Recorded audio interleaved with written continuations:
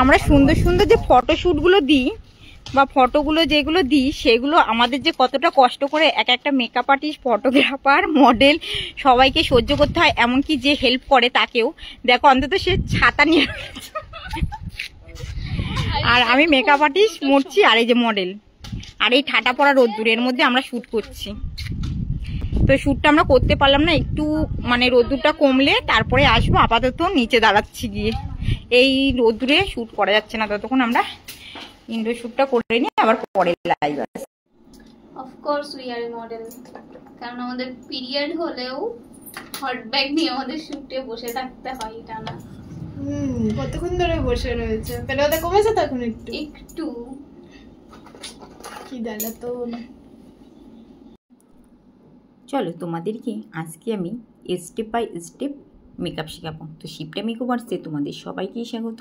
আশা করছি তোমরা সবাই ভালো আছো। সকল বন্ধুদের অনুরোধ করলাম যে পুরো ভিডিওটা স্কিপ না করে তোমরা সবাই দেখো। তো চলো মেকআপটা আমি শুরু করি।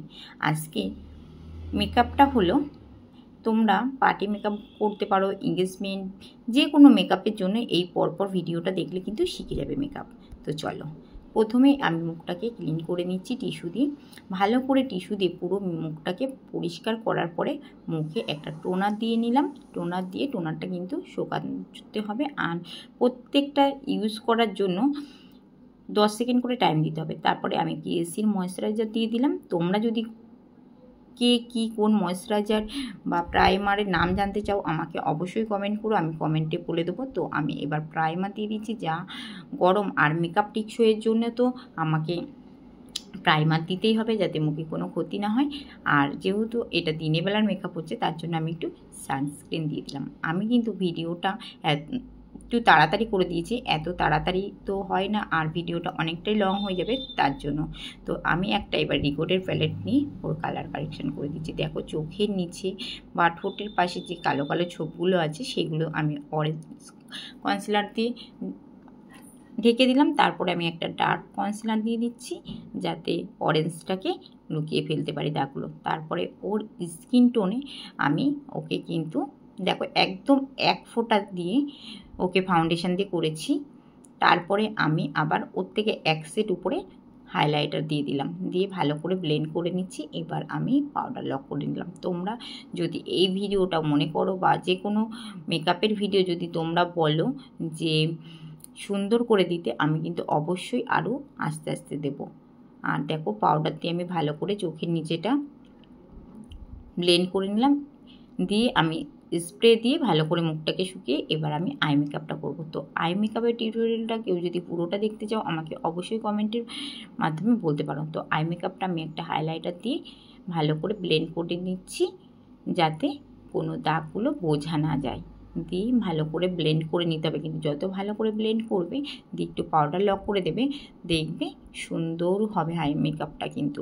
আর এই আই মেকআপটা যে দেখেছে সেই বলছে কিন্তু খুব সুন্দর হয়েছে। এই আই মেকআপের ভিডিওটা তোমাদের লাগলে কিন্তু অবশ্যই আমাকে জানাতে পারো। তারপরে আইব্রোটা করে নেবে। আমি আইব্রোটা খুব একটা ডার্ক করি না, আমার কখনো পছন্দ হয় না, যেহেতু আমার নিজেরই পার্সোনালি পছন্দ হয় না, ওই জন্য আমি অন্য কেউ করি না। কেউ যদি বলে ডার্ক করে দিতে তখনই কিন্তু আমি করি, তা না হলে আমি ফেসের সাথে ফেস অনুযায়ী করি সব সময়। তো কেমন লাগলো এই পর্যন্ত অবশ্যই তোমরা কিন্তু কমেন্টে জানিও ফুল ভিডিওটা দেখার পরে। আর যদি তোমরা মেকআপ সেলফ মেকআপ আমার কাছে শিখতে চাও অবশ্যই কিন্তু আমার সাথে যোগাযোগ করতে পারো।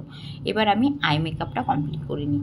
আই মেকআপটা কমপ্লিট করতে করতে আমি তোমাদেরকে বলে দিই যে আমি সেলফ মেকআপ ব্যাস খুব শিগগিরই শুরু করছি। তোমরা যদি কেউ সেলফ মেকআপ শিখতে চাও অবশ্যই আমাকে কমেন্টের মাধ্যমে জানিও। আমি তোমাদেরকে বা আমি ফোন নাম্বারটাই দিয়ে দিচ্ছি 7583945236 75839236। আমি সেলফ মেকআপ ব্যাচ শুরু করছি, তোমরা যদি চাও আমার সাথে অবশ্যই যোগাযোগ করতে পারো। আর এই আই মেকআপটা কেমন হয়েছে, পুরো মেকআপটা কেমন হয়েছে আমাকে কিন্তু অবশ্যই কমেন্টের মাধ্যমে বলবে।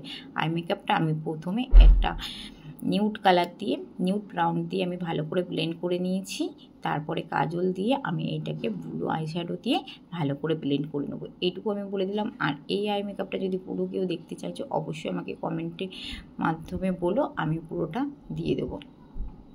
আর এই কাজটা যেন তো আমার হুট করেই হয়েছে, মানে হ্যাঁ ঠিক ছিল কাজটা, কিন্তু অনেকটা সকাল সকাল করেছি, তার জন্য আমি নিজেও কিন্তু রেডি হতে পারিনি। সকাল সকাল স্নান করে যেমন তেমন করে কাজ করতে বসে পড়েছি। তো আমাকে দেখে বুঝতেই পারছো তোমরা মানে আমার হাল্লাতটা কেমন। আমি নিজে না মাথা আশ্রিয়েছি না মুখে কিছু করেছি, জাস্ট মুখে ক্রিম লাগিয়ে আমি কাজটা করতে শুরু করে দিয়েছি।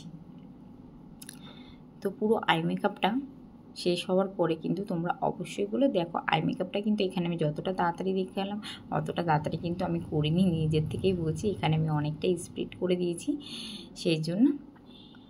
আচ্ছা, আর পুরো মেকআপটা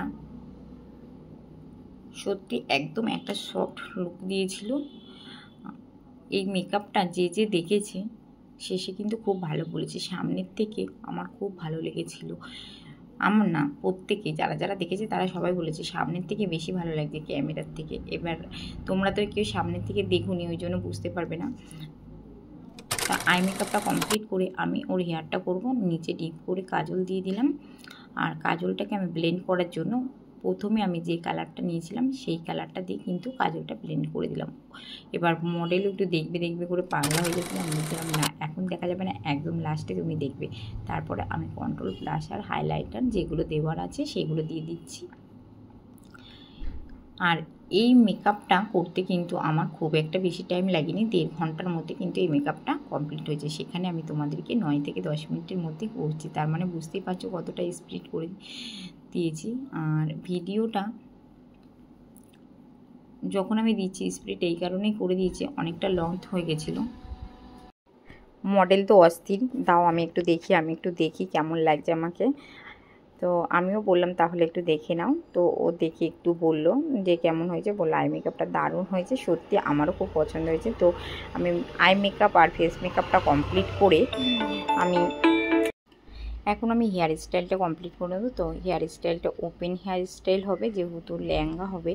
এটা একটা রিসেপশান লুকও হতে পারে বা engagement look, party look.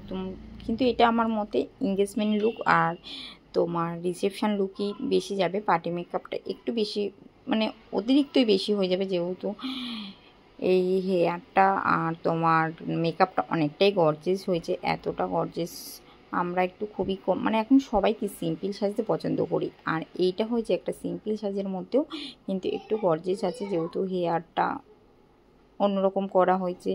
Makeup I মেকআপটাও কিন্তু অনেকটাই অন্যরকম হয়েছে। তো আমার পুরো মেকআপটা হেয়ার স্টাইলটা কেমন লাগলো অবশ্যই বলবে। আর এই ভিডিওর সাথে সাথে আমি তোমাদের সাথে শেয়ার করতে চাই, আমি সেলফ মেকআপ ব্যাস খুব শীঘ্রই শেয়ার করছি, তোমরা আমার সাথে যোগাযোগ করো।